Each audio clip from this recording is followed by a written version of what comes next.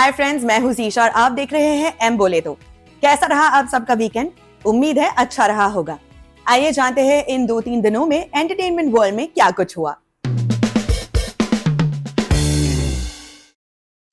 इस हफ्ते की शुरुआत एक बेहद बुरी खबर से हुई है। महान तबला वादक जाकिर हुसैन का अमेरिका के सैन फ्रांसिस्को में निधन हो गया। वो 73 साल के थे। पिछले 2 हफ्ते से वो हॉस्पिटलाइज थे और तबीयत बिगड़ने पर उन्हें आईसीयू में रखा गया था। उनके परिवार ने एक स्टेटमेंट जारी करके ये जानकारी दी। उस्ताद जाकिर हुसैन ने महज 12 साल की उम्र से तबला वादन शुरू किया था और इस विधि में उन्होंने आसमान जितनी ऊंचाई छुई। दुनिया भर में वो तबले का सिनोनिम बन गए थे। उनके निधन पर देश के प्रधानमंत्री समेत कई बड़ी हस्तियों ने शोक व्यक्त किया। इनमें अक्षय कुमार, कमल हासन, करीना कपूर, रणवीर सिंह, AR रहमान जैसे नाम शामिल थे। अनुष्का शेट्टी का अगला पैन इंडिया प्रोजेक्ट है घाटी। हाल ही में इस फिल्म के लिए अनुष्का का फर्स्ट लुक रिलीज किया गया था। अब इसकी रिलीज डेट भी लॉक कर दी गई है। घाटी 18 अप्रैल 2025 को रिलीज होगी।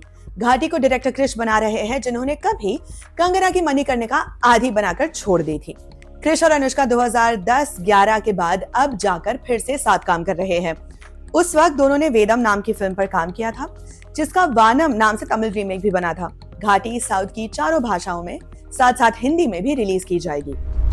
आमिर खान ने अपनी आने वाली फिल्म सितारे जमीन पर की शूटिंग खत्म कर ली है। अब फिल्म का पोस्ट प्रोडक्शन काम शुरू होगा, जैसे एडिटिंग, विजुअल इफेक्ट्स और साउंड डिजाइन।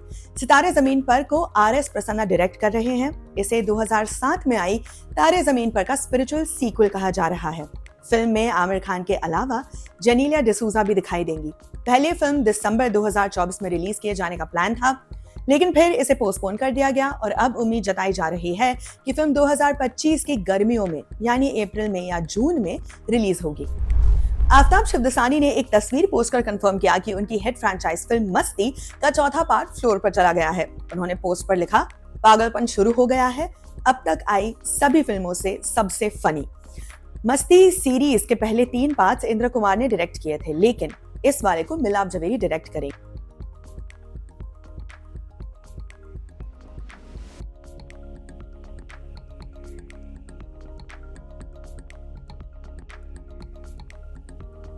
पहले 3 पार्ट्स में आफ्ताब और रितेश के अलावा विवेक ओबेरॉय भी थे। वरुण धवन की बेबी जॉन क्रिसमस पर रिलीज के लिए बिल्कुल तैयार है। ये तो सबको पता है कि ये तलपति विजय की तेरी पर आधारित फिल्म है, लेकिन कितनी, इस बात पर अब वरुण ने क्लैरिटी दी है।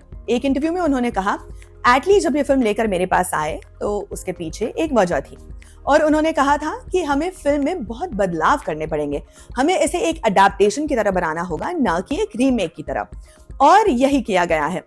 आगे उन्होंने बोला, बहुत से फ्रेम्स और बहुत से स्टोरी एंगल्स अलग हैं, तो अगर कोई एग्जैक्ट रीमेक देखने की उम्मीद लेकर आता है तो उसे निराशा होगी। ये एक अडैप्टेशन है। बेबी जॉन को कलीस डायरेक्ट कर रहे हैं, जो 25 दिसंबर को रिलीज होगी। इसमें वरुण धवन के अलावा कीर्ति सुरेश, वमिका गब्बी और जैकी श्रॉफ जैसे एक्टर्स दिखाई देंगे। दिलजीत दोसांझ का 14 दिसंबर की रात चंडीगढ़ में कॉन्सर्ट हुआ। इस कॉन्सर्ट से कुछ एक वीडियो अब वायरल हो रहे हैं, जिसमें उन्होंने इंडियन फैंस को झटका देने वाली एक बात कही है। उन्होंने कहा है कि जब तक इंडिया में इंफ्रास्ट्रक्चर दुरुस्त नहीं हो जाता, वो इंडिया में आगे कोई शो नहीं करेंगे। उन्होंने चंडीगढ़ कॉन्सर्ट में मौजूद जनता से मुखातिब होकर कहा, यहाँ हमारे लाइव शोज के लिए कोई इंफ्रास्ट्रक्चर नहीं है। कॉन्सर्ट एक बड़े रेवेन्यू का सोर्स है, इससे बहुत से लोगों को काम मिलता है। मैं कोशिश करूंगा कि अगली बार स्टेज बीच में हो, ताकि आप लोग मेरे चारों तरफ रह सके, और जब तक ये नहीं होता। दिलजीत के इस ऐलान से उनके फैंस भले ही मायूस हुए हो, लेकिन उनकी बात समझदारी भरी है।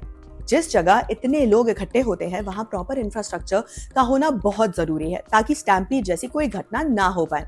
हम सब ने हाल ही में देखा कि कैसे पुष्पा 2 के प्रीमियर शो के वक्त भगदड़ मचने से एक महिला की जान चली गई थी और वहां मौजूद अल्लू अर्जुन की गिरफ्तारी तक हो गई थी। कॉन्सर्ट तो सिनेमा शो से कहीं ज्यादा बड़ा होता है। ऐसी जगह कोई हादसा होगा तो ज्यादा बड़े स्केल पर जान माल का नुकसान होगा। इसीलिए दिलजीत की प्रॉपर इंफ्रास्ट्रक्चर की मांग सेंसिबल और जरूरी है। आज के खबर सिनेमा में इतना ही। कल फिर मुलाकात होगी। आप देखते रहिए एम बोले तो।